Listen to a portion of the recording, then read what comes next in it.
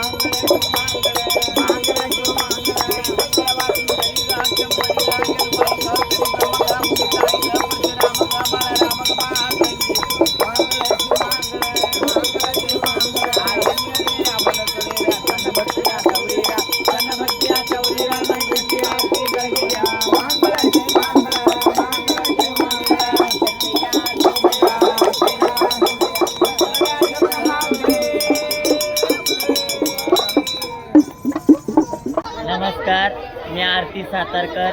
माझं गाव बारामती तालुक्यातील मुर्टी म्हणून गाव आहे. त्या गावची मी आज जतच्या यल्लम्माच्या यात्रेला मी वयाच्या 7 वर्षापासून मी ज्या वेळेला की मी जोगता आहे हे समजलं त्यावेळेला वयाच्या 10व्या वर्षी आमच्या आईवडिलांनी आम्हाला देवाला सोडून ती साडी दिली. त्यानंतर ह्या यल्लम्माच्या जीवाव, एवढ्या मोठ्या ह्या जगदंबाच्या जीवावर आम्ही आमचा पोटाचा उदरनिर्वाह चालवतो. तर आज ह्या यात्रेचं एक वैशिष्ट्य म्हणजे देवीला वैधत्व प्राप्तीचं असतं. या दिवशी आज गंधवटीचा दिवस असतो. कोणाचा लिंब, कोण गंधवटी. गंधवटी म्हणजे काय की आपल्या अंगाला आलेले चटे, नाईटे हे भाविकांच्या मनात एक असतं की बाबा मी देवीला विसरलो. त्यामुळं माणूस गंधवटी, कोण गंध घेतं, कोण लिंब नेसतं, कोण हंसनं दंडवतीचं घेतं.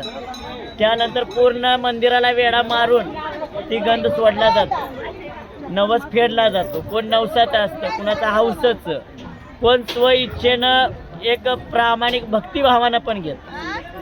असं ह्या गंधवटीचं वैशिष्ट्य आहे. या दिवशी आज गंधवटी म्हणजेच की देवीला आज गावातून चोळी, पातळ, आयार माहेर केलं जातं.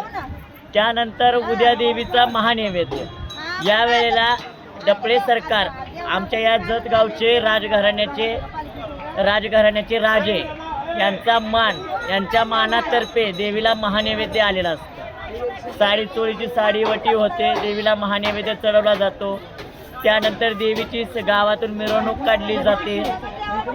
संध्याकाळी माळ्या घरी जाऊन आम्ही देवीला फुलं, हार, वेणी, गजर हे संध्याकाळी आम्ही गावातून माळ्याच्या घराकडून देवीच्या मंदिरापर्यंत आम्ही जण जोगती जेवढे इथं आहेत तेवढे सगळे नाचत वाजत गाजत आनंदानं देवीच्या आयर माहेराच्या देवीच्या कार्यक्रमाचा सोहळा आम्ही साजरा करतो.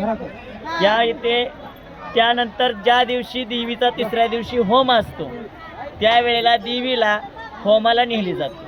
म्हणजेच की या इथून 5 फेरे मंदिराला घालून देवीला वरती मातंगीच्या पलीकडल्या साईडला एक होम आहे, तिथं देवीला होमाला नेले जाते. त्यावेळेला देवीचं वैधव्य प्राप्तीचा दिवस तो आमचा दुखवट्याचा दिवस असतो. वैधव्य प्राप्तीचा दिवस म्हणजे तो आमचा दुखवट्याचा दिवस असतो की या वेळेला पूर्ण कपाळाचं कुंकू, हातातली हिरवी बांगडी, बोटातलं जोडवं, गळ्यातलं डोरलं सगळं देवीचं पण उतरलं जातं आणि जनजोगत्यांचं पण उतरलं जातं.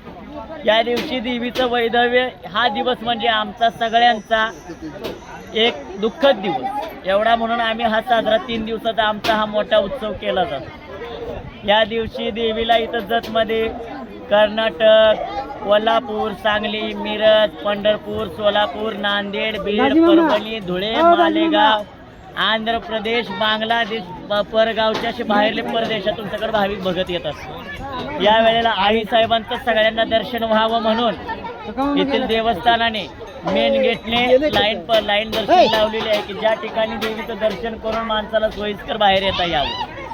इकडल्या देवीच्या उजव्या हातानं बाहेर येण्यासाठी रस्ता दिलेला आहे. समोर देवीचा एक जोगळ भावीचा कुंड म्हणून जसा सौंदतीला आहे तसा इथे जतमध्ये पण ओढा समोर आहे. इथं देवीचे स्नान वगैरे सगळे केले जाते. आलेल्या भाविक भक्तांना दर्शनाला याला सगळ्यासाठी इथे जत देवस्थान ट्रस्ट व जत सरकार यांच्यातर्फे सर्व सुखसुविधा दिलेल्या आहेत. आज यात्रेचा पहिला दिवस आहे. आज गंध्याचा दिवस असतो. गंध म्हणजे जे लिंबाचं जे भक्तगण असतात जे लिंब गंध घेणे कंबरला घेऊन जे मंदिराला 5 फेरे घालणे हे गंध असतं. ते आज गर्दी फुल आहे आज मंदिराला गंध घेण्यासाठी. सकाळी लवकर देवीची पूजा अर्चा अभिषेक हे सगळे होते. पहाटे 5ला तिथून सगळं नैवेद्य हे ते देवीचे कार्यक्रम आरती ते झाले. तिथून पुढे देवीचे लोकांना दर्शनासाठी मंदिर खुले केले जाते.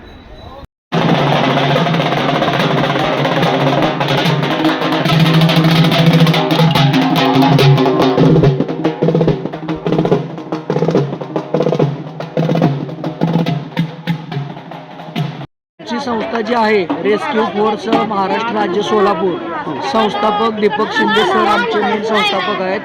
गेले 8 ते 10 वर्ष आई यल्लमाच्या देवी यात्रेनिमित्त वर्षाला कमीत कमी 40 ते 50 कमांडोची ते इथं पूर्तता करतात. काही रिस्क काम असो म्हणजे आपत्कालीन असो, काही पेशंट असो, चक्कर आलेला असो किंवा काही आपत्ती घडलेला असो, असल्या इमर्जन्सी ज्या संस्था असतात आपली कमांडो सिस्टीमने काम करते. या कमांडो याच्यामध्ये यावेळी पहिल्यांदा आपण महिला कमांडो आणलेल्या आहेत. गेले 8 वर्ष झाले 40 कमांडोवर आपला बंदोबस्त चालत होता. नैवेद्यापासून चालू होतो, गंधापासून चालू होतो तो पूर्ण अमावस्यापर्यंत जेवढा व्यापारी वर्ग पूर्ण लास्ट पर्यंत असेल तिथपर्यंत आपला बंदोबस्त असतो.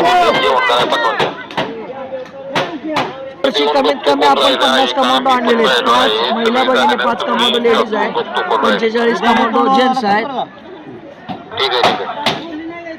आणि महाराष्ट्रामध्ये 18 देवस्थानला आपण संस्था काम करतो. जेवढे शासकीय पद्धत देवस्थान आहेत मोठे मोठे, तुळजापूर असेल, पंढरपूर असेल, अशा मोठमोठ्या ठिकाणी बंदोबस्त करतो.